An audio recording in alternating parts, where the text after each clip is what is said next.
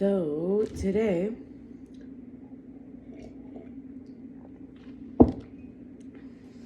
the video is about conservation of energy.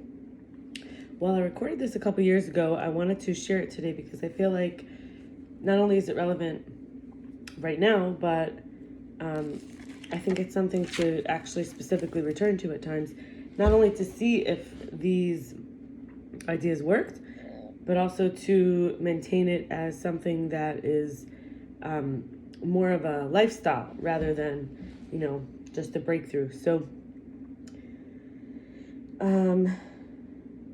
obviously, these are things I came up with based on my experiences and teachers, and anybody could really focus on this and see what works in terms of your expression, how you might conserve your energy. But here goes. Not wasting energy on people who can't or won't understand.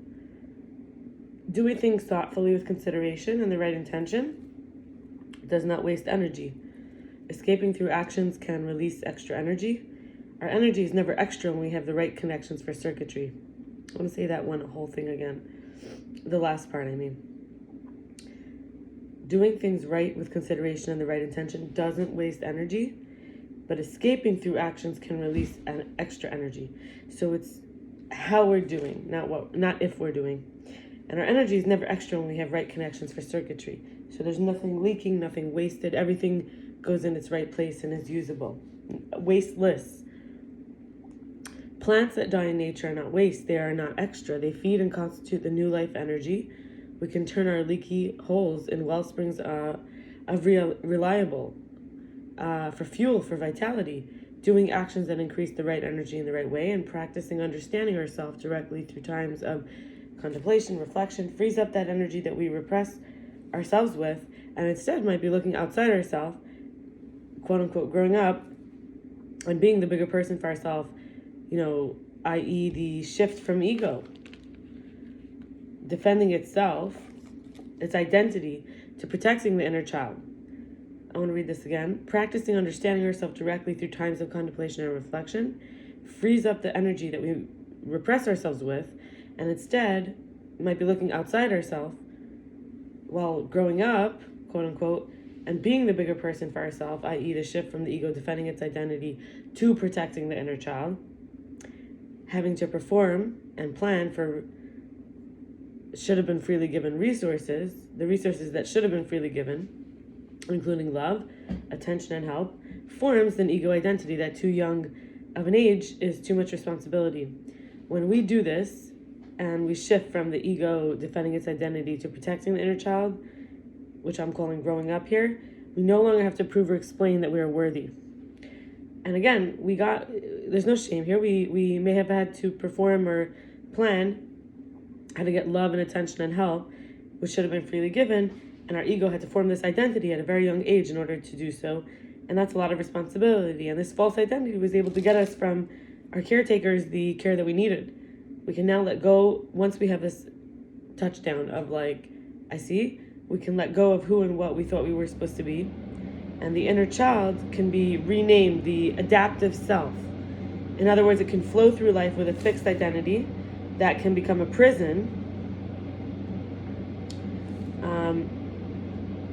that we then free ourselves from. In other words, we had to be this person to get love and care and attention. And these periods of contemplation and reflection give us that insight in order to stop doing so that we're no longer in that prison, and we can free from the prison by challenging the thoughts and ideas that are outdated, which we do when we actually take the time. So it's not just rushing through life. It might seem like meditation is not worth anything, but taking that time helps us to use our energy better and feel more free in life and not have an identity that's not true or real that causes us to waste a lot of energy. In other words, we then start to do the actions that are in the right way that give us more energy. And I'm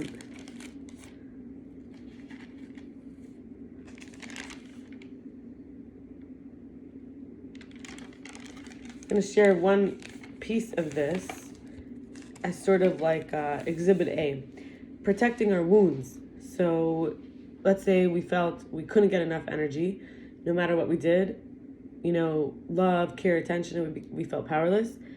we may start to develop certain patterns. And these patterns become thicker and thicker until the density of them becomes like a peel around a very soft, vulnerable place that is unable to be protected in that way, like we said earlier, where the ego is defending the identity. Rather, the shift happens where it's protecting the inner child in such a way that we can actually continue having an inner child, but we start to call it the adaptive self. Remember, I mentioned that version of us that's the inner being, the inner true person that is going through life and doesn't have to be any specific identity. So the wounded identity, or the identity that comes from the wound, which when we heal is no longer necessary, can appear as taking things out of context, touching inappropriately, very intimately in public, or teasing when up close in private, using others' unmet desires, needs, and cravings and wants as a drive for them to please, by implying there'll be a satisfaction to the craving if the other complies, even to tyranny, dictatorship, and control. And we can see that these are patterns which a wound had formed, and we now have merged with that identity in such a way that we don't realize that it wasn't who we ever were. It was always just so that we could survive.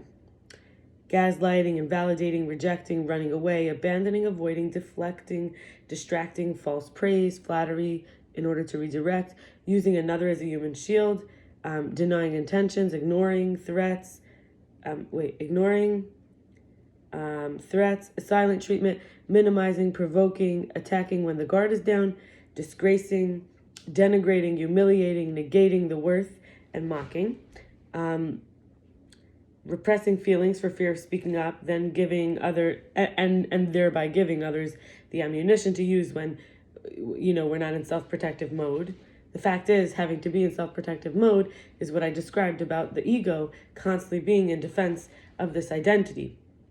In order to protect this identity, we keep everyone at a distance, and we develop all these patterns in order to keep anyone from getting close and hurting that inner child again, right? So these, we may be having assumptions, conclusions, expectations, and projections, and require sacrifices that are all not necessary or even true.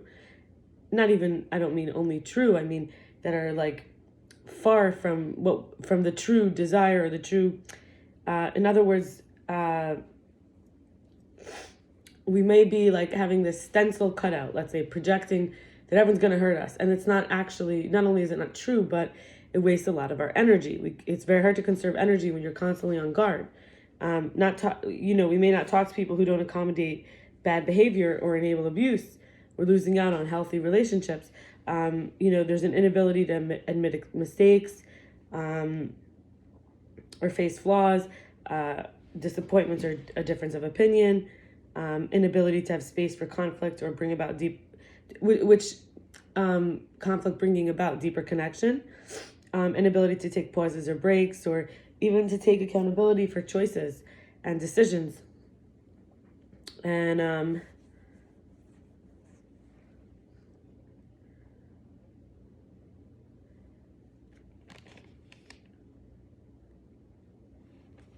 I just want to add another piece of this, which is that security, after, I don't want to leave off on that. I want to leave off on something else.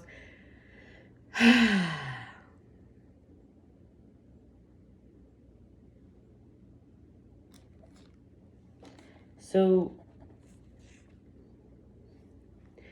security means we are not the sum of our circumstances, and our challenges are not our enemies. It means that there is godliness in every detail, and we can have the willingness to grow, even if it's requiring creativity, authenticity, openness at moments. It's easier at those moments. Like when I say openness at moments, I mean the critical moments where it might feel easier to shut down or escape or even just destroy, because we feel wounded, we feel protective. The real us feels like, oh, it's too much of a risk. Or the version of us that's hiding the real us feels it's too much of a risk.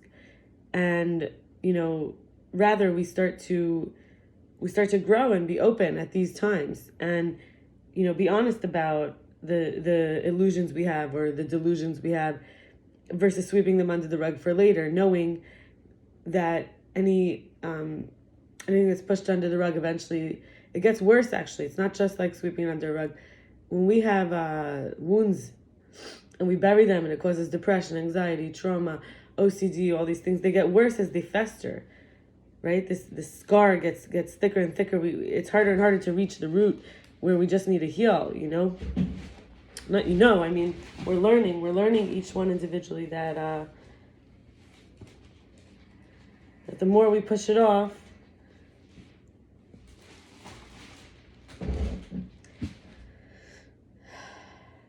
the more that accumulates, and it's inevitable that we'll have to, you know, sort through and feel through. And security, we can have security in allowing and accepting and forgiving as it is, as they are, as it was, as it will be. There's godliness in every detail. And I mentioned how our challenges are not our enemies. In fact, we can feel the exertion as vitality. And our brain stretching and folding as we learn and make room for the trust, not just the test. Not just always trying to be perfect and get 100 score when we don't even know what are the parameters that are being looked for. Maybe the test is about whether you're willing to conserve your energy and not waste time, and then you're sitting there wasting time to try to get the perfect answer. So, not you, me, everyone. Anyway, so wish you well, and may we each have a completeness healing, a total healing, a full healing. Amen. Bye.